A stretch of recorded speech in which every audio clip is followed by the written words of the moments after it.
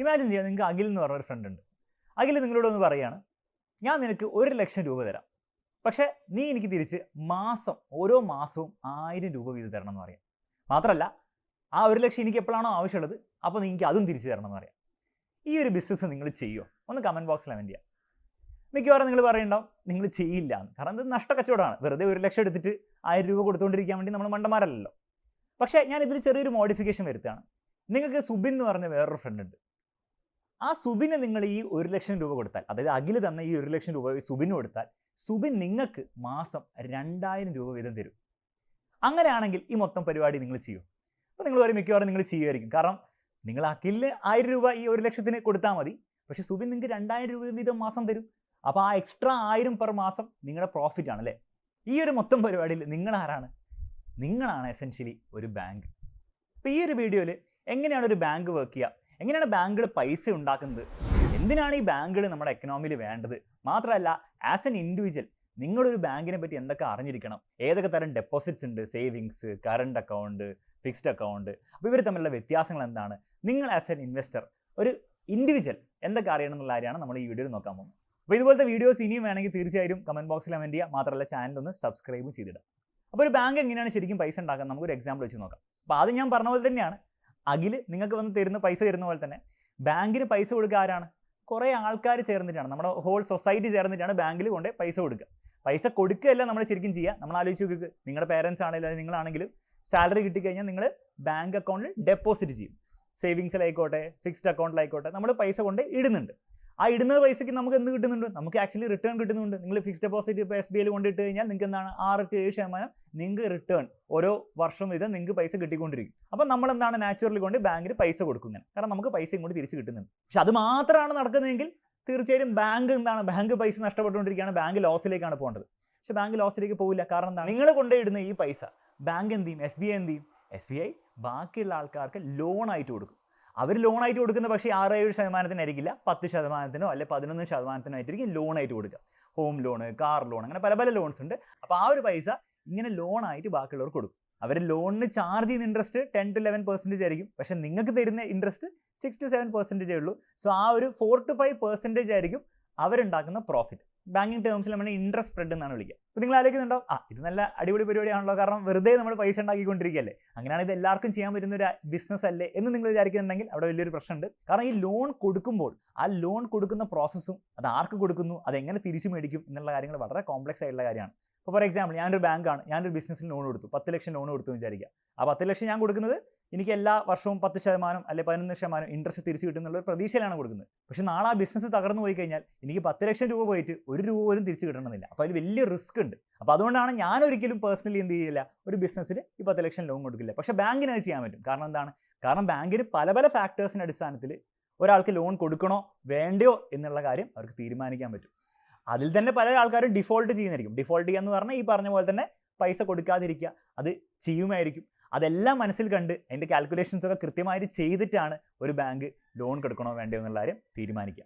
അപ്പോൾ ആ ഒരു എക്സ്പെർട്ടീസ് നമ്മുടെ അടുത്ത് ഉണ്ടാവില്ല, അത് ബാങ്കിൻ്റെ അടുത്തുണ്ട്. അതുകൊണ്ടാണ് ബാങ്ക് ഈ ബിസിനസ് നടത്തി നമ്മുടെ സാധാരണ ആൾക്കാർ വലിയ സ്കെയിലിൽ, ചെറിയ സ്കെയിലൊക്കെ ചില ആൾക്കാരൊന്നും ചെയ്യുന്നുണ്ടാവും, വലിയ സ്കെയിലിൽ ഈ ഒരു ബിസിനസ് നടത്താതിരിക്കുന്നത്. ഇനി നമുക്ക് നോക്കേണ്ടത് ഈ 2 വശങ്ങളുണ്ടല്ലോ. അതായത് നമ്മൾ കൊണ്ട് പൈസ ഇടുന്നു, അതിൽ നമുക്ക് റിട്ടേൺ കിട്ടുന്നു. പിന്നെ രണ്ടാമത്തെ വശം, നമുക്ക് പൈസ ആവശ്യമുള്ളപ്പോൾ ബാങ്ക് നമ്മൾ പൈസ എടുക്കുന്നു, അതിന് ഇൻട്രസ്റ്റ് നമ്മൾ കൊടുക്കുന്നു. ഈ 2 വിഷയങ്ങൾ നമ്മൾ സെപ്പറേറ്റ് ആയിട്ട് അനലൈസ് ചെയ്യാം. അതിൽ ഫസ്റ്റ് നമുക്ക് പൈസ കൊണ്ട് ഇടുന്ന കാര്യം നോക്കാം. അതാണല്ലോ ഏറ്റവും ഇൻട്രസ്റ്റിംഗ് ആയിട്ടുള്ള കാര്യം. നമുക്ക് പൈസ കൊണ്ട് കിട്ടിക്കൊണ്ടിരിക്കില്ല. അപ്പോൾ ഈ പൈസ കൊണ്ട് ബാങ്കിൽ ഇട്ട് കഴിഞ്ഞാൽ എപ്പോഴും ഈ പറഞ്ഞ പോലെ 6-7% നമുക്ക് ഇൻട്രസ്റ്റ് അല്ലെ പൈസ ഇങ്ങോട്ട് തിരിച്ച് കിട്ടുമോ?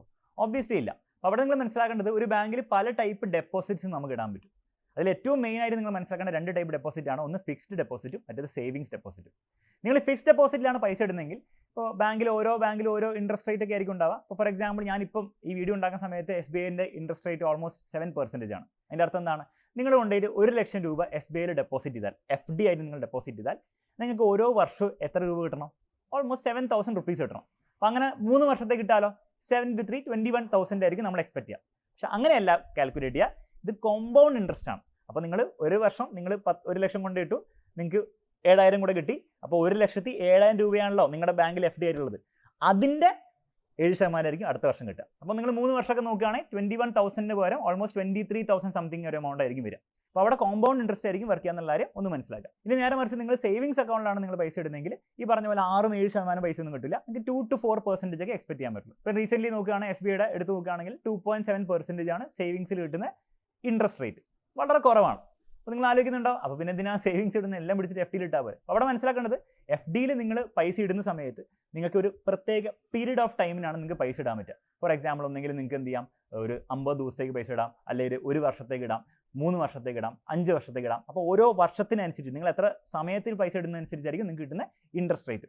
ഒബ്വിയസ്ലി വളരെ കുറച്ച് സമയത്തിനെ നിങ്ങൾ പൈസ ഇടുന്നുള്ളൂ എങ്കിൽ വളരെ കുറച്ച് ഇൻട്രസ്റ്റ് അതിൽ കിട്ടാൻ പോകുന്നുള്ളൂ. കാരണം എന്താണ്?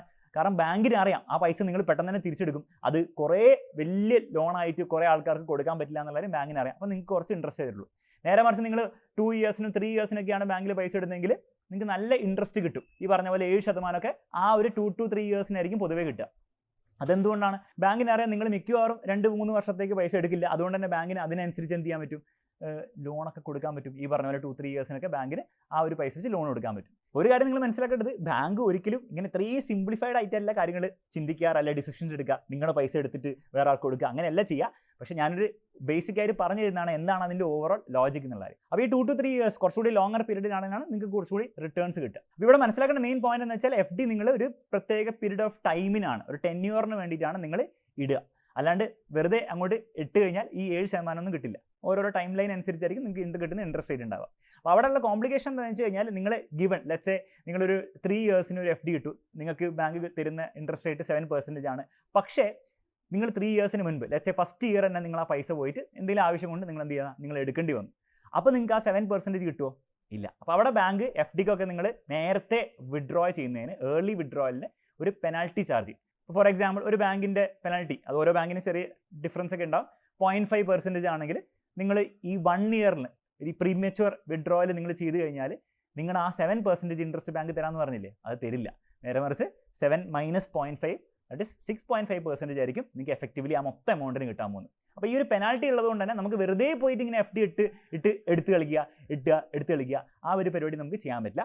അപ്പോൾ അതുകൊണ്ട് തന്നെ അങ്ങനത്തെ പെട്ടെന്ന് നമുക്ക് എടുക്കേണ്ട പൈസ, ഡെയിലി എക്സ്പെൻസിന് വേണ്ടിയിട്ടോ അല്ലെ എമർജൻസിക്ക് വേണ്ടിയിട്ടോ പെട്ടെന്ന് നമുക്ക് എടുക്കേണ്ട ഒരു പൈസ നമ്മൾ എന്ത് ചെയ്യും, എപ്പോഴും സേവിങ്സ് അക്കൗണ്ടിലാണ് ഉണ്ടാകുക. കാരണം ഈ സേവിങ്സ് അക്കൗണ്ടിന് ഈ പ്രശ്നമൊന്നുമില്ല, പെനാൽറ്റി പ്രശ്നങ്ങളൊന്നുമില്ല. നിങ്ങൾ അതിലിടുന്നു, നിങ്ങൾക്ക് 2.7% ഇങ്ങനെ കിട്ടിക്കൊണ്ടിരിക്കും. അത് വലിയ ഹൈ റിട്ടേൺ ഒന്നുമല്ല, പക്ഷേ അവിടെ പെനാൽറ്റിയും കാര്യങ്ങളൊന്നുമില്ല. നേരെ മറിച്ച് നിങ്ങൾക്ക് ലോങ് ടേമിലേക്ക് നിങ്ങൾ സേവ് ചെയ്യുന്ന പൈസയായിരിക്കും നിങ്ങൾ കൊണ്ട് നിങ്ങളുടെ FD അക്കൗണ്ടിൽ ഇടുന്നത്. അതായത് നിങ്ങൾക്ക് 1 വർഷത്തേക്കോ 2 വർഷത്തേക്കോ ആവശ്യമില്ലാത്തൊരു പൈസ ഉണ്ടെങ്കിൽ നിങ്ങൾക്ക് എന്ത് ചെയ്യാം, FD ഇടാം. ഇനിയിപ്പോൾ അതിന് അത്യാവശ്യത്തിന് എമർജൻസിക്ക് നിങ്ങൾക്ക് വേണമെങ്കിലും നിങ്ങൾ പേടിക്കേണ്ട ആവശ്യമൊന്നുമില്ല. ആ പ്രോമിസ് ചെയ്ത് റിട്ടേൺ കിട്ടില്ല എന്നുള്ളൂ. ആ 7% 6.5 ആവുന്നേ ഉള്ളൂ. വേറെ വലിയ അതിൽ പ്രശ്നങ്ങളൊന്നുമില്ല അങ്ങനെ നിങ്ങൾ നേരത്തെ വിഡ്രോ ചെയ്തുകൊണ്ട്. ഇനി സേവിങ്സ് ഡെപ്പോസിറ്റും ഫിക്സ്ഡ് ഡെപ്പോസിറ്റും കൂടാതെ മറ്റൊരു ടൈപ്പ് ഡെപ്പോസിറ്റ് ആണ് RD അഥവാ റെക്കറിംഗ് ഡെപ്പോസിറ്റ്. റെക്കറിംഗ് ഡെപ്പോസിറ്റ് എന്ന് പറഞ്ഞാൽ ബേസിക്കലി FD പോലെ തന്നെയാണ്. ആകെയുള്ള വ്യത്യാസം FDയിൽ നിങ്ങൾ കൊണ്ട് ഒരു പൈസ കൊണ്ട് ഇടുകയാണ് ചെയ്യുക. 1 ലക്ഷം അല്ലെങ്കിൽ 2 ലക്ഷം രൂപ കൊണ്ട് ഒറ്റയടിക്ക് ഇടുകയാണ് ചെയ്യുക. RDയിൽ ഓരോ മാസം നിങ്ങളെ പൈസ അതിലേക്ക് ട്രാൻസ്ഫർ ചെയ്തുകൊണ്ടിരിക്കുകയാണ്. അപ്പം നിങ്ങളൊരു സാലറീഡ് ഇൻഡിവിജ്വൽ ആണെങ്കിൽ നിങ്ങൾക്ക് എന്താണ് ഒരു മാസം വെച്ച് ഒരു 50,000 രൂപ സാലറി കിട്ടുന്നുണ്ടെങ്കിൽ അതിൽ നിങ്ങൾക്ക് അറിയാം നിങ്ങളുടെ ഒരു എക്സ്പെൻസ് 20,000 ഒക്കെ വരുന്നുണ്ടാവുള്ളൂ, അല്ലെങ്കിൽ 30,000 വരുന്നുണ്ടാവുള്ളൂ. ബാക്കിയുള്ള ഒരു 20,000 അല്ലെങ്കിൽ 10,000 എങ്കിലും നിങ്ങൾക്ക് എന്ത് ചെയ്യാൻ പറ്റും, ഈ ഒരു FDയിലേക്ക് ഇടാൻ പറ്റുമെന്ന് നിങ്ങൾക്ക് അറിയുമെങ്കിൽ നിങ്ങൾക്ക് അത് എല്ലാ മാസവും ഓട്ടോമേറ്റ് ചെയ്യാം. എല്ലാ മാസവും നിങ്ങളുടെ അക്കൗണ്ടിൽ നിന്ന് 10,000 റുപ്പീസ് ഒരു അക്കൗണ്ടിലേക്ക് മാറും, ഒരു FD പോലത്തെ ഒരു അക്കൗണ്ടിലേക്ക് മാറും. നിങ്ങൾ ഓട്ടോമേറ്റ് ചെയ്ത് കഴിഞ്ഞാൽ അതിനെയാണ് നമ്മൾ RD എന്ന് വിളിക്കുക. RD ഇൻട്രസ്റ്റും ഓൾമോസ്റ്റ് FD പോലെ തന്നെ ആയിരിക്കും ഉണ്ടാവുക. ഈ 6 to 7% റേഞ്ചിലായിരിക്കും ഉണ്ടാവുക. ഇനി ഇത് കൂടാതെ നിങ്ങളൊരു ബിസിനസ് ആണെങ്കിൽ നിങ്ങൾക്ക് ഉണ്ടാവുന്ന ഒരു അക്കൗണ്ടാണ് കറണ്ട് അക്കൗണ്ട്. കറണ്ട് അക്കൗണ്ടിൽ ഇൻട്രസ്റ്റ് ഒന്നും ഉണ്ടാവില്ല. അത് ഇൻട്രസ്റ്റ് ഇല്ലാത്തത്. കാരണം കറണ്ട് അക്കൗണ്ട് എന്ന് പറഞ്ഞാൽ എപ്പോഴും ഇങ്ങനെ പേയ്മെൻറ്റ്സ് പോയിക്കൊണ്ടിരിക്കുന്ന അല്ലെ പേയ്മെൻറ്റ്സ് വന്നുകൊണ്ടിരിക്കുന്ന ഒരു അക്കൗണ്ടാണ്. ബിസിനസ്സുകളാണ് പൊതുവെ ഉപയോഗിക്കുക. ഇപ്പോൾ സാലറി പേയ്മെൻറ്റ്സ് ആയിക്കോട്ടെ, ഇപ്പോൾ GST പേയ്മെൻറ്റ്സ് ആയിക്കോട്ടെ, ഇനി എന്തെങ്കിലും പൈസ വരുന്നുണ്ടെങ്കിൽ അത് വരുന്ന പൈസ ആയിക്കോട്ടെ, എല്ലാം ഈ കറണ്ട് അക്കൗണ്ടിലായിരിക്കും ബിസിനസ് നടത്തുക. അപ്പോൾ അവിടെ ഇൻട്രസ്റ്റും കാര്യങ്ങളൊന്നും ഉണ്ടായിരിക്കില്ല. അത് പെട്ടെന്ന് ഡെയിലി അങ്ങോട്ടും ഇങ്ങോട്ടും പേയ്മെൻറ്റ്സ് എക്സ്ചേഞ്ച് ചെയ്യാൻ വേണ്ടിയുള്ള ഒരു അക്കൗണ്ട് മാത്രമാണ്. അപ്പോൾ നമ്മൾ ഒരു വർഷം ബാങ്കിൻ്റെ ഒരു വർഷം നമ്മൾ കംപ്ലീറ്റ് ചെയ്തു. അതായത് നമുക്ക് പൈസ ബാങ്ക് തരുന്ന സംവിധാനങ്ങൾ നമ്മൾ മനസ്സിലാക്കി. അതിൽ ആസ് എൻ ഇൻഡിവിജ്വൽ ഇൻവെസ്റ്റർ അല്ലെ ഇൻഡിവിജ്വൽ ഒരു പേഴ്സൺ എന്ന നിലയിൽ നിങ്ങൾ മനസ്സിലാക്കേണ്ടത്രേ ഉള്ളൂ. നിങ്ങൾക്ക് ലോങ് ടേമിലേക്ക് ബാങ്കിൽ ഇടേണ്ട പൈസ നിങ്ങൾ ഒബ്വിയസ്ലി എന്ത് ചെയ്യുക, FDയിൽ ഇടുക. സാലറിയിൽ നിന്ന് ഇങ്ങനെ പോയിക്കൊണ്ടിരിക്കേണ്ട പൈസ അത് RDയിൽ ഇടുക. നിങ്ങൾക്ക് ഡെയിലി ആവശ്യമുള്ള പൈസ, ഡെയിലി അല്ലെ ഒരു മാസം ബില്ലടയ്ക്കാൻ വേണ്ടിയുള്ള പൈസയും കാര്യങ്ങളൊക്കെ നിങ്ങൾ എന്ത് ചെയ്യുക, നിങ്ങളുടെ സേവിങ്സ് അക്കൗണ്ടിൽ വെക്കുക. അത്രയും സിമ്പിളായിട്ടാണ് നിങ്ങൾ കാര്യങ്ങൾ കാണുന്നത്. ഇനി ബാങ്കിൻ്റെ മറ്റേ സൈഡിലേക്ക് പോവുകയാണ്. അതായത് ഫോർ എക്സാമ്പിൾ നിങ്ങൾക്ക് എന്താണ് ഒരു കാര്യം നടത്താൻ വേണ്ടിയിട്ട് നിങ്ങൾക്ക് പൈസ ഇല്ല. ഫോർ എക്സാമ്പിൾ നിങ്ങൾക്ക് ഒരു വീട് പണിയണം, നിങ്ങൾക്ക് അതിന് ഫുൾ പൈസ ഇല്ല. അല്ലെങ്കിൽ ഒരു കാറ് വാങ്ങണം, അല്ലെങ്കിൽ ഒരു ബൈക്ക് വാങ്ങണം, നിങ്ങൾക്ക് അതിന് ഫുൾ പൈസ ഇപ്പോൾ ഇല്ല. നിങ്ങൾ പേടിക്കേണ്ട ആവശ്യമില്ല. ഒരു ബാങ്ക് നിങ്ങളെ അതിന് ഹെൽപ്പ് ചെയ്യും. എങ്ങനെയായിരിക്കും, ലോൺ തന്നിട്ട്. ഫോർ എക്സാമ്പിൾ നിങ്ങൾക്ക് ഒരു വീട് പണിയണം, നിങ്ങൾക്ക് എന്താണ് ഒരു 20 ലക്ഷത്തിൻ്റെ ആവശ്യമുണ്ട്. ഇപ്പോൾ നിങ്ങൾ ഹോം ലോൺ അപ്ലൈ ചെയ്യുന്നു, ഹോം ലോൺ നിങ്ങൾക്ക് 20 ലക്ഷം ബാങ്ക് തരുന്നു. പക്ഷെ ആകെയുള്ള ഒരു കാര്യം എന്താണെന്ന് വെച്ചാൽ ഈ ഹോം ലോണിൻ്റെ ഇൻട്രസ്റ്റ്, നിങ്ങൾ കൊടുക്കേണ്ട ഇൻട്രസ്റ്റ് നമുക്ക് നേരത്തെ ബാങ്ക് തരുന്ന ഇൻട്രസ്റ്റ് പോലെ ആയിരിക്കില്ല. 6-7% ആയിരിക്കില്ല, 8%, 9%, 10%. Depends on the bank and depends on the loan. ആ ഒരു രീതിയിലായിരിക്കും ഉണ്ടാവുക. അത് ഹോം ലോണിലും കാർ ലോണിലും എഡ്യൂക്കേഷൻ ലോണിലും പേഴ്സണൽ ലോണിലൊക്കെ ഓരോരോ ഇൻട്രസ്റ്റ് ആയിരിക്കും ഉണ്ടാവുക. അത് ഓരോരോ ബാങ്കിനനുസരിച്ച് നമ്മുടെ ക്രെഡിറ്റ് കപ്പാസിറ്റി അനുസരിച്ച് നമ്മൾ തിരിച്ചു കൊടുക്കാനുള്ള കപ്പാസിറ്റി അത് ബാങ്ക് ഇവാലുവേറ്റ് ചെയ്യും. അതിനനുസരിച്ച് മാറിക്കൊണ്ടേയിരിക്കും. ഇപ്പോൾ ബാങ്ക് നമ്മളിൽ നിന്ന് ലോണിന് ചാർജ് ചെയ്യുന്ന ഈ ഇൻട്രസ്റ്റ് റേറ്റ് ഭയങ്കര കൂടുതലായതുകൊണ്ടാണ് പൊതുവേ നിങ്ങൾ പറഞ്ഞു കേട്ടിട്ടുണ്ടാവും പറ്റുമെങ്കിൽ മാക്സിമം ലോൺ അവോയ്ഡ് ചെയ്യുക എന്നുള്ള കാര്യങ്ങളൊക്കെ പറയുന്നത് ഈ ഒരു സിമ്പിൾ ലോജിക് കൊണ്ടാണ്. ബാങ്കിൻ്റെ രണ്ട് വശങ്ങൾ, അതായത് ബാങ്ക് എങ്ങനെയാണ് പൈസ ശേഖരിക്കുക, അതായത് ബേസിക്കലി നമ്മളെ പോലത്തെ ആൾക്കാർ കൊണ്ടുപോയി FDയും സേവിങ്സ് ഡെപ്പോസിറ്റ് ഒക്കെ ഇടുന്ന പൈസ ശേഖരിക്കുന്നു. അതേസമയം എങ്ങനെയാണ് ബാങ്ക് പൈസ ഉണ്ടാക്കുക? ഈ ലോണ് കൊടുത്തിട്ടാണ്. ഹോം ലോണും എഡ്യൂക്കേഷൻ ലോണും എല്ലാം കൊടുത്തിട്ടാണ് ബാങ്ക് പൈസ ഉണ്ടാക്കുക. അപ്പോൾ ഈ രണ്ട് വശങ്ങളും എങ്ങനെയാണ് വർക്ക് ചെയ്യുക എന്നുള്ള കാര്യം ബേസിക് ആയിട്ട് മനസ്സിലായി വിചാരിക്കുന്നു. ഇനി ഈ മൊത്തം ഡിസ്കഷൻ സമയത്ത് ഞാൻ നിങ്ങളോട് പറയുന്നത് എല്ലാം റേഞ്ചുകളാണ് അല്ലെ. ബാങ്കിൻ്റെ FDയുടെ റേഞ്ച് 6 to 7% ആയിരിക്കും, ഹോം ലോണിൻ്റെയും മറ്റേ ലോണിൻ്റെയൊക്കെ 8 to 11% ആയിരിക്കും എന്നുള്ള റേഞ്ചുകൾ പറയാൻ കാരണം ഈ ഇൻട്രസ്റ്റ് റേറ്റ് ഒന്നും ഫിക്സ്ഡ് അല്ല, അതിങ്ങനെ മാറിക്കൊണ്ടേയിരിക്കും. അങ്ങനെയാണ് ഈ ഇൻട്രസ്റ്റ് റേറ്റ് എന്തിനൊക്കെയാണ് ഡിപ്പെൻഡ് ചെയ്യുക? കുറേ കാര്യങ്ങൾ ഡിപ്പെൻഡ് ചെയ്യുന്നുണ്ട്. അത് നമുക്ക് മറ്റൊരു എക്കണോമിക്സ് വീഡിയോയിൽ ചെയ്യേണ്ട ഒരു കാര്യമാണ്. അപ്പോൾ തീർച്ചയായിട്ടും അത് വേണമെങ്കിൽ ഒന്ന് കമൻറ്റ് ബോക്സിൽ കമൻറ്റ് ചെയ്യുക. പക്ഷേ ഒരു മേജർ ഫാക്ടർ ഇവിടെ RBI സെറ്റ് ചെയ്യുന്ന റെപ്പോ റേറ്റ് ആണ്. ബേസിക്കലി ഇത്രയേ ഉള്ളൂ. RBI എന്ന് പറഞ്ഞാൽ നമ്മുടെ ഇന്ത്യയിലെ സെൻട്രൽ ബാങ്കാണ്. അപ്പോൾ സെൻട്രൽ ബാങ്ക് ഈ HDFC, SBI, ICICI പോലത്തെ ബാങ്കുകൾക്ക് പൈസ കൊടുക്കും. പൈസ കൊടുക്കുന്നത് ഒരു പ്രത്യേക റേറ്റിലാണ്. അതായത് വെറുതെ പൈസ കൊടുത്തിട്ട് നിങ്ങൾ വെച്ചോളാം അല്ല പറയുക. ആ പൈസ കൊടുക്കുന്നതിന് ഇപ്പോൾ ഒരു 10 കോടി കൊടുത്താൽ ആ 10 കോടിക്ക് ഈ RBI എന്ത് ചെയ്യുന്നുണ്ട്? ഇൻട്രസ്റ്റ് ചാർജ് ചെയ്യുന്നുണ്ട്. ആ ഒരു ഇൻട്രസ്റ്റിനെയാണ് നമ്മൾ റെപ്പോ റേറ്റ് എന്ന് വിളിക്കുക. പൊതുവേ അത് 6.5 അല്ലെങ്കിൽ 6.7% ഒക്കെ ആയിരിക്കും. അതിൽ കിടന്നിട്ട് ഇങ്ങനെ ഓസിലേറ്റ് ചെയ്തുകൊണ്ടിരിക്കും. അപ്പോൾ ആ റെപ്പോ റേറ്റ് നാളെ ബാങ്ക് കൂട്ടിയാൽ, RBI കൂട്ടിയാൽ, ഫോർ എക്സാമ്പിൾ ഇപ്പോൾ ഒരു 6.5% ആണെന്ന് വിചാരിക്കുക, അത് 7% ആക്കിയാൽ, അതായത് ബാങ്ക് കൂടുതൽ ഇൻട്രസ്റ്റ് RBI കൊടുക്കേണ്ട അവസ്ഥ വന്നു കഴിഞ്ഞാൽ ഈ പറഞ്ഞ ഹോം ലോണിനും എഡ്യൂക്കേഷൻ ലോണിനും ഓവറോൾ ബാങ്ക് ചാർജ് ചെയ്യുന്ന ഇൻട്രസ്റ്റും കൂടില്ലേ? ഓബ്വിയസ്ലി കൂടും. നേരെ മറിച്ച് RBI റെപ്പോ റേറ്റ് കുറയ്ക്കുകയാണെങ്കിൽ ബാങ്ക് ഈ ഹോം ലോണിലും എഡ്യൂക്കേഷൻ ലോണിലൊക്കെ ചാർജ് ചെയ്യുന്ന ഇൻട്രസ്റ്റ് റേറ്റും കുറയും. അതേസമയം ബാങ്ക് നിങ്ങൾക്ക് തരുന്ന FDക്കും സേവിങ്സിനും അക്കൗണ്ടിന് തരുന്ന ആ ഇൻട്രസ്റ്റ് റേറ്റും കുറയും. ഓവറോൾ ഇൻട്രസ്റ്റ് റേറ്റ് കുറയുകയാണ് ചെയ്യുക. അപ്പോൾ ഈ ഇൻട്രസ്റ്റ് റേറ്റ്, ബാങ്ക് സെറ്റ് ചെയ്യുന്ന ഇൻട്രസ്റ്റ് റേറ്റ് റെപ്പോ റേറ്റിനെ ഡിപ്പെൻഡ് ചെയ്യും. പക്ഷേ റെപ്പോ റേറ്റിനെ മാത്രമല്ല, വേറെ പല കാര്യങ്ങളും ഡിപ്പെൻഡ് ചെയ്യും. For example CRR ratio, SLR ratio. അപ്പോൾ ഈ കാര്യങ്ങളൊക്കെ എന്താണെന്ന് മനസ്സിലാക്കണമെങ്കിൽ എല്ലാം കൂടെ നമുക്ക് ഈ വീഡിയോയിൽ ഇൻക്ലൂഡ് ചെയ്യാൻ പറ്റണമെന്നില്ല. അപ്പോൾ തീർച്ചയായും അത് വേണമെങ്കിൽ നിങ്ങൾ കമൻറ്റ് ബോക്സിൽ കമൻറ്റ് ചെയ്യാം. അപ്പോൾ കുറേ കാര്യങ്ങൾ എന്ത് ചെയ്യും? ഈ ഇൻട്രസ്റ്റ് റേറ്റ് ഡിപ്പെൻഡ് ചെയ്യുന്നുള്ള കാര്യമാണ് നിങ്ങൾ മനസ്സിലാക്കേണ്ടത്. ഇതുകൂടാതെ ഓരോ ബാങ്ക് തമ്മിലും വ്യത്യാസം ഉണ്ടാവും. ഫോർ എക്സാമ്പിൾ ഇപ്പോൾ ഞാൻ പറഞ്ഞ എക്സാമ്പിളിലൊക്കെ SBI, HDFC ഒക്കെ ഓഫർ ചെയ്യുന്ന ഇൻട്രസ്റ്റ് റേറ്റ് എന്താണ്? ഓൾമോസ്റ്റ് FDക്കൊക്കെ ഒരു 7% ഒക്കെ ആയിരിക്കും. 2 to 3 ഇയേഴ്സിലൊക്കെയാണ് നിങ്ങൾ ഇൻവെസ്റ്റ് ചെയ്യുന്നത്, 7% ഒക്കെയാണ് ഉണ്ടാവുക. പക്ഷെ നിങ്ങൾ ആഡുകളായിട്ടും അല്ലെ നിങ്ങൾ പലയിടത്തും കേട്ടിട്ടുണ്ടാവും ചില ബാങ്കുകൾ, ഇപ്പോൾ കോപ്പറേറ്റീവ് ബാങ്ക്സ് ആയിക്കോട്ടെ, സ്മോൾ ഫിനാൻസ് ബാങ്ക് ആയിക്കോട്ടെ, 8%, 9% ഒക്കെ FDക്ക് ഇൻട്രസ്റ്റ് റേറ്റ് ചെയ്യുന്ന ബാങ്കുകളുണ്ട്. അപ്പോൾ ഇവിടെ ഇൻവെസ്റ്റ് ചെയ്താൽ പോരെ? എന്തിനാണ് നമ്മൾ SBI, HDFCയിലൊക്കെ പോയി ഇൻവെസ്റ്റ് ചെയ്യുന്നത്? അപ്പോൾ അവിടെ നിങ്ങൾ മനസ്സിലാക്കേണ്ടത് ഈ കോപ്പറേറ്റീവ് ബാങ്കും സ്മോൾ ഫിനാൻസ് ബാങ്കും ഒക്കെ അത് വളരെ ചെറിയ ബാങ്കുകളായിരിക്കും. അപ്പോൾ അതുകൊണ്ട് തന്നെ ചെറിയൊരു ചാൻസ് ഉണ്ട് അവരെപ്പോഴും ഡിഫോൾട്ട് ചെയ്യാൻ വേണ്ടി. ഡിഫോൾട്ട് ചെയ്യാന്ന് പറഞ്ഞാൽ നിങ്ങളുടെ പൈസ മൊത്തം പോകാൻ വേണ്ടി, ബാങ്ക് പൂട്ടി പോകാൻ വേണ്ടിയിട്ട്. അപ്പോൾ നമ്മൾ സിമ്പിൾ ഡേറ്റ എടുത്ത് നോക്കുകയാണെങ്കിൽ കഴിഞ്ഞ 10 വർഷത്തിൽ നമ്മൾ നോക്കുകയാണെങ്കിൽ 1700 കോപ്പറേറ്റീവ് ബാങ്ക്സിൽ 60 എണ്ണം പൂട്ടിപ്പോയി. അതായത് ആ 60 ബാങ്കിലിട്ട ആൾക്കാരുടെ പൈസ ഓൾമോസ്റ്റ് മുഴുവനായിട്ട് വൈപ്പ് ഔട്ട് ആയിപ്പോയി. വീണ്ടും ഈ 60 എന്ന് പറഞ്ഞാൽ 1700ൻ്റെ 3.5% ഉള്ളൂ. എങ്കിലും അങ്ങനെ ഒരു ചാൻസ് എപ്പോഴും ഉണ്ടെന്നുള്ള കാര്യം മനസ്സിലാക്കുക. അപ്പോൾ നിങ്ങൾ ആലോചിക്കുന്നുണ്ടാവും ബാങ്ക് പൂട്ടിപ്പോയി കഴിഞ്ഞാൽ നമ്മുടെ മൊത്തം പൈസ പോവോ? മൊത്തം പൈസ പോയില്ല. നിങ്ങൾക്ക് എപ്പോഴും ഒരു 5 lakhs rupees RBI നിങ്ങൾക്ക് ഇൻഷുറൻസ് തരുന്നുണ്ട്. അതായത് RBI ഇൻഷുർഡ് ആണ് ആ ഒരു സമ്മ്. പക്ഷേ ആ ഓരോ അക്കൗണ്ടിലും ഓരോ ബാങ്കിലും 5 ലക്ഷം വരെ ഉണ്ടാവുള്ളൂ. അതായത് ഫോർ എക്സാമ്പിൾ നിങ്ങളൊരു ബാങ്കിൽ പോയി 10 ലക്ഷം രൂപ ഇട്ടു, ആ ബാങ്ക് നാളെ പൂട്ടിപ്പോയി കഴിഞ്ഞാൽ നിങ്ങൾക്ക് 5 ലക്ഷം രൂപ RBI ഇൻഷുറൻസ് തന്നിട്ടുണ്ട്.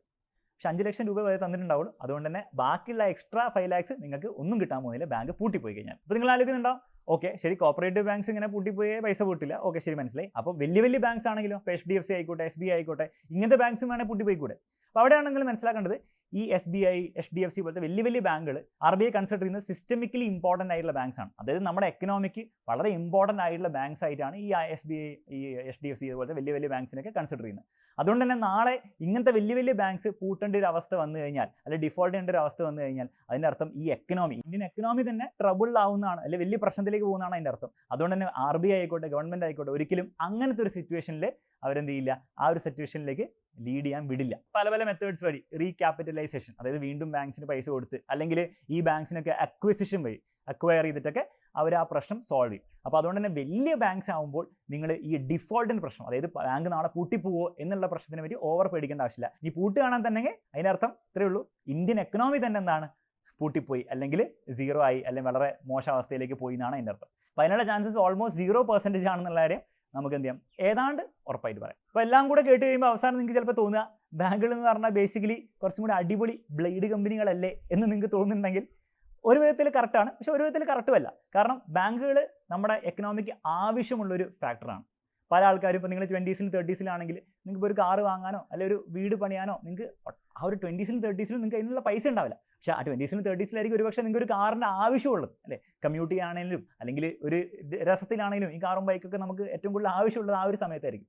അപ്പോൾ അതിന് ഒബ്വിയസ്ലി നമുക്ക് പൈസ ഉണ്ടാവില്ല, സാലറിയിൽ നിന്ന് പൈസ ഉണ്ടാക്കാൻ പറ്റുണ്ടാവില്ല. അപ്പോൾ അവിടെയാണ് ബാങ്കിൻ്റെ റോൾ വരുന്നത്. കാരണം ബാങ്ക് എന്ത് ചെയ്യുന്നുണ്ട്, ഭയങ്കര ഹൈ ഇൻട്രസ്റ്റ് റേറ്റ്, ബ്ലേഡ് കമ്പനിക്കാരെ പോലെ അല്ലെങ്കിൽ ബ്ലേഡ് പൈസ കൊടുക്കുന്ന ആൾക്കാരെ പോലെ ഭയങ്കര ഹൈ ഇൻട്രസ്റ്റ് റേറ്റ് ചാർജ് ചെയ്യാതെ അല്ലേ 20% 15% ചാർജ് ചെയ്യുന്ന പോലെ ബ്ലേഡുകാരുണ്ട് അല്ലെങ്കിൽ കമ്പനീസ് ഉണ്ട്.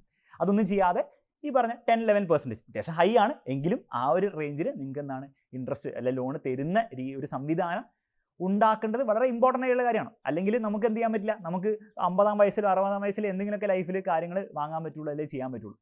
അപ്പോൾ അങ്ങനെ ഒരു സംവിധാനം ഒരുക്കി തരുന്നതിന് ഒരു എക്കണോമി ഓവറോൾ മുകളിലേക്ക് പോകുന്നതിന് ഇത് ഇൻഡിവിജ്വൽസ് കാറ് വാങ്ങുന്നോ ഹോം ലോൺ വാങ്ങുന്നത് മാത്രമല്ല വലിയ വലിയ ബിസിനസ്സുകളും ഉണ്ടാവുന്നതും ഈ പല പല ബിസിനസ് ലോണും കാര്യങ്ങളൊക്കെ എടുത്തിട്ടാണ്. അപ്പോൾ ആ ഒരു economy as a whole grow ചെയ്യുന്നതിന് ബാങ്കിന് വലിയൊരു റോൾ പ്ലേ ചെയ്യുന്നുണ്ട് എന്നുള്ള കാര്യം നമ്മൾ മനസ്സിലാക്കണം. ഇതുകൂടാതെ ബാങ്ക് പല പല ചെറിയ ചെറിയ സർവീസസും തരുന്നുണ്ട്. ഫോർ എക്സാമ്പിൾ നിങ്ങൾക്ക് ഒരാൾക്ക് പൈസ അയക്കണം, ബാങ്ക് ട്രാൻസ്ഫർ അല്ലേ ചെയ്യുക. ഗൂഗിൾ പേയും കാര്യങ്ങളൊക്കെ ഇപ്പോഴാണ് വന്നതെങ്കിലും ബാങ്ക് ട്രാൻസ്ഫറാണ് പണ്ട് ചെയ്തുകൊണ്ടിരിക്കുന്നത്. വലിയ വലിയ എമൗണ്ട്സ് ആണ് ഇപ്പോഴും നമ്മൾ ബാങ്ക് ട്രാൻസ്ഫറാണ് ചെയ്യുക. മാത്രമല്ല ഗൂഗിൾ പേയും ഫോൺ പേയും എല്ലാ കാര്യത്തിനും ബാക്ക് എൻഡ് ബാങ്ക്സിലൂടെ തന്നെയാണ് നടക്കുക. അപ്പോൾ പേയ്മെൻറ്റ് ട്രാൻസ്ഫർ ഇപ്പോഴും ബാങ്ക്സ് ആണ് അത് ഫെസിലിറ്റേറ്റ് ചെയ്യുന്നത്. മാത്രമല്ല നിങ്ങൾക്ക് ATM സർവീസസ്, ഇൻവെസ്റ്റ്മെൻറ്റ് അഡ്വൈസറി, നിങ്ങൾക്ക് പൈസ ഉണ്ടെങ്കിൽ ആ പൈസ എങ്ങനെ മാനേജ് ചെയ്യണം എന്നുള്ള കാര്യങ്ങളും ബാങ്ക്സ് അഡ്വൈസ് ചെയ്യാറുണ്ട്. ഇതുകൂടാതെ ലോക്കർ സർവീസസ്, അപ്പോൾ ഇങ്ങനെ പല പല ചെറിയ ചെറിയ കാര്യങ്ങളും ബാങ്ക്സ് നമുക്ക് സർവീസ് ആയിട്ട് പ്രൊവൈഡ് ചെയ്യാറുണ്ട്. അപ്പോൾ ഓവറോൾ ബാങ്ക്സ് തീർച്ചയായിട്ടും ഒരു എക്കണോമിക്ക് ആവശ്യമുള്ളൊരു ഫാക്ടറാണ്. എങ്ങനെയാണ് ഒരു ബാങ്ക് വർക്ക് ചെയ്യുന്നത്, എങ്ങനെയാണ് ബാങ്ക് പൈസ ഉണ്ടാക്കുന്നത്, എന്തിനാണ് ബാങ്ക് ഈ ബിസിനസ് ചെയ്യുന്നത് എന്നുള്ള കാര്യങ്ങളൊക്കെ നിങ്ങൾക്ക് മനസ്സിലായെന്ന് വിചാരിക്കുന്നു. ഈ വീഡിയോ നിങ്ങൾക്ക് യൂസ്ഫുൾ ആയെങ്കിൽ തീർച്ചയായിട്ടും ഒരു ലൈക്ക് കൊടുത്തേക്കുക. പിന്നെ ഇതുപോലത്തെ വീഡിയോസ് ഇനിയും വേണമെങ്കിൽ ചാനൽ സബ്സ്ക്രൈബും ചെയ്യുക. മറ്റൊരു വീഡിയോയിൽ നമുക്ക് വീണ്ടും കാണാം.